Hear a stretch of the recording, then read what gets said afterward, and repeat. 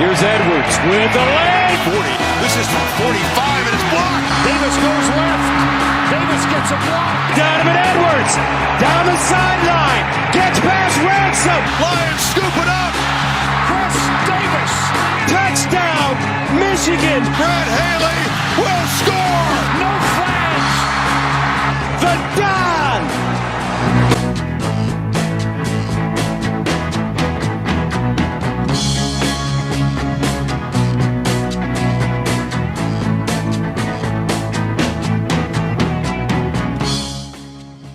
Hey everybody, and welcome back to Ruling on the Field.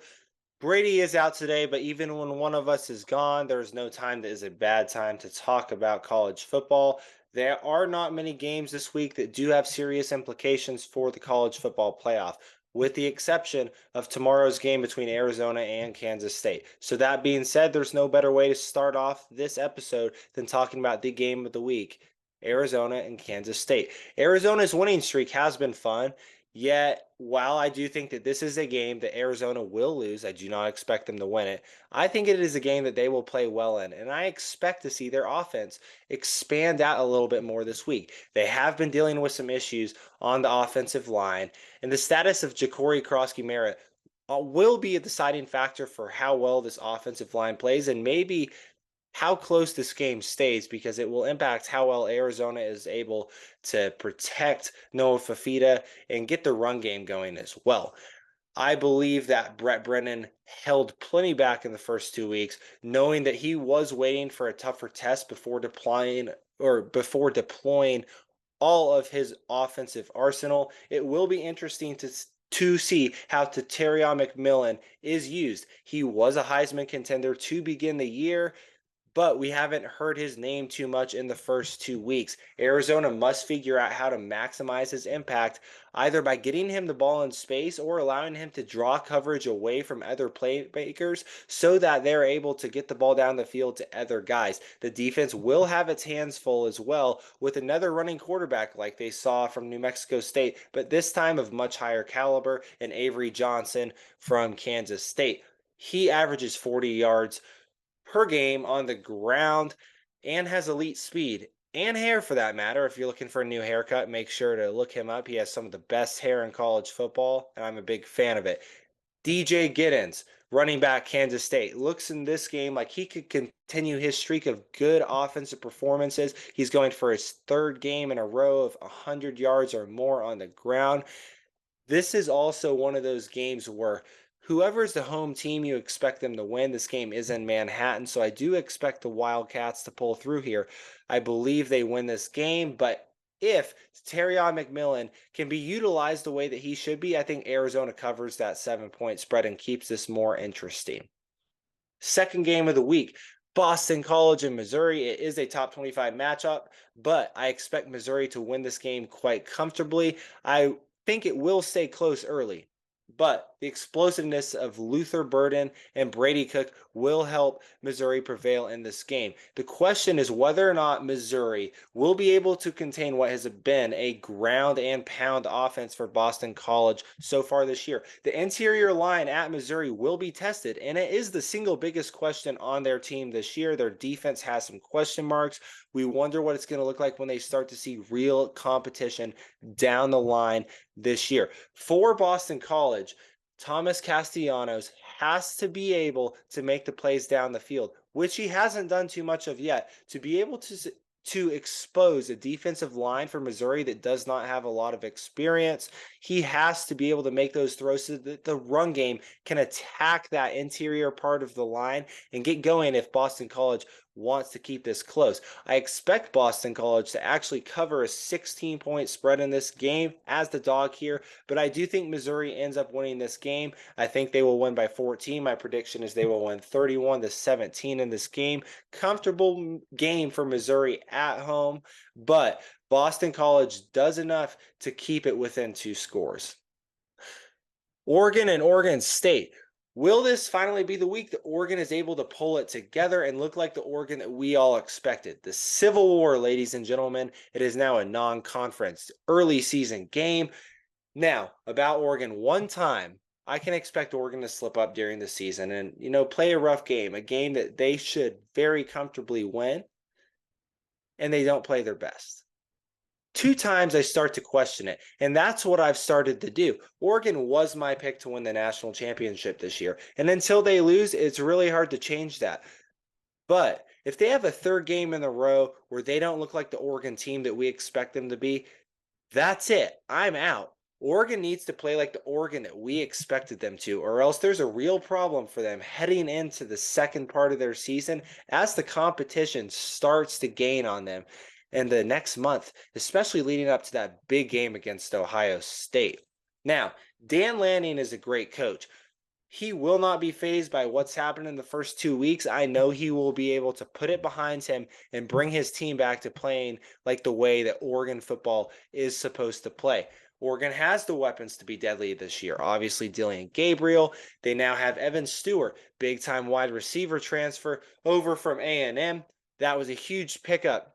But both of them have not looked too bad at all this year. But everything needs to come together. The offense, the defense, everything needs to look consistent throughout the game so that they can, be ready for those games where they need that to be the case later down the road. They will not be beating Ohio State if they're playing like the way that they played in the first 2 weeks. No doubt about it. And they need a serious improvement this week.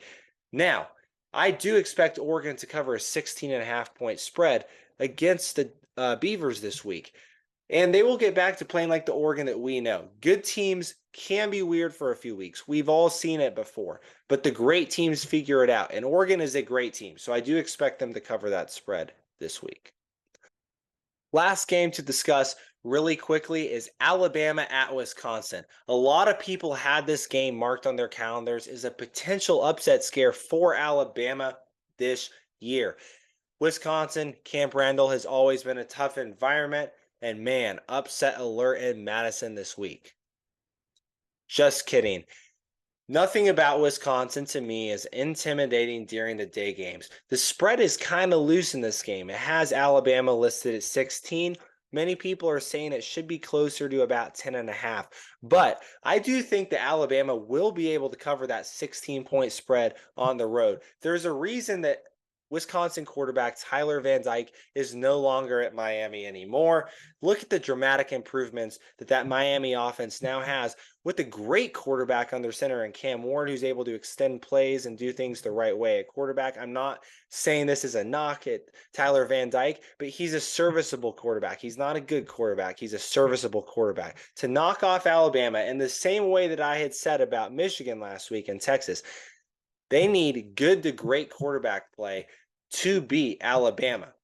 But Van Dyke is serviceable, not great. And that will be the difference between these two teams. One team has more speed and physicality. That is Alabama. And it will be a mismatch compared to what people expect.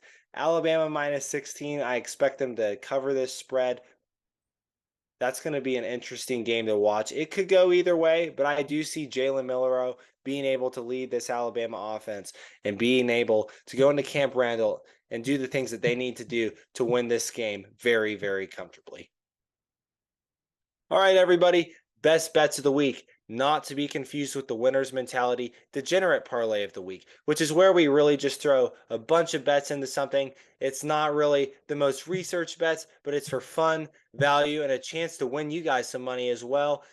If you follow our Instagram and subscribe to our YouTube and that big giant bet hits, at the end of the week, we will be giving $200 away to any follower or subscriber just by random choice, by spinning a wheel. We'll put all those people on a wheel, we'll spin the thing, and somebody will be winning $200 if that happens. Now, let's get into what the real research best bets of the week are. For my first bet of the week, I have Washington State +5 in a neutral site game against Washington. Now, the Apple Cup is no longer played at each team's field. Maybe it's just for this year, or who knows if it's going forward. But the Huskies did struggle with Eastern Michigan. And without 2 quick touchdowns to end that first half, that game could have gone very differently, and Washington could have been on upset alert.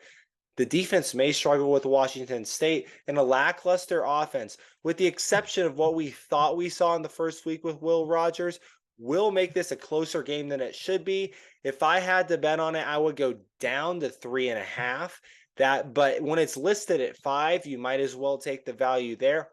I expect Washington State to cover a 5-point spread, and you can run it down to 3.5 if it gets that way.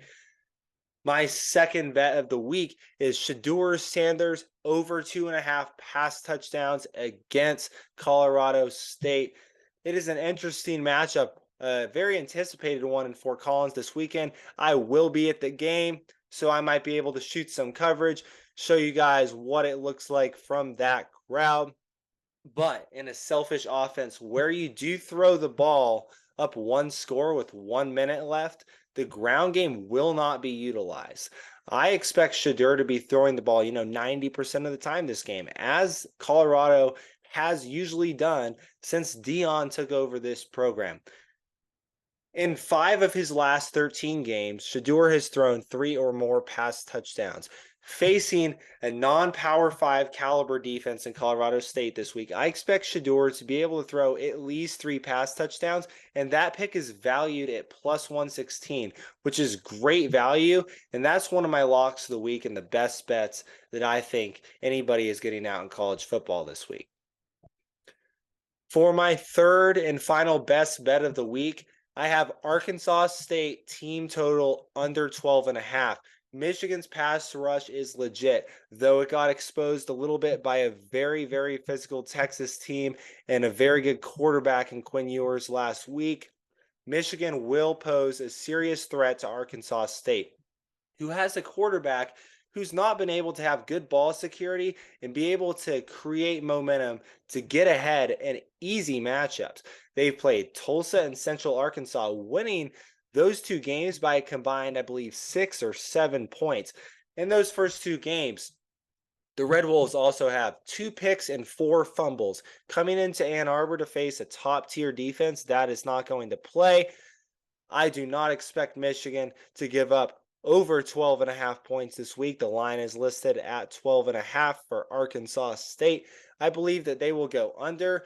Michigan, with the exception of Texas and Ohio State, and actually Penn State last year, so their hardest opponents, they have not allowed over 10 points.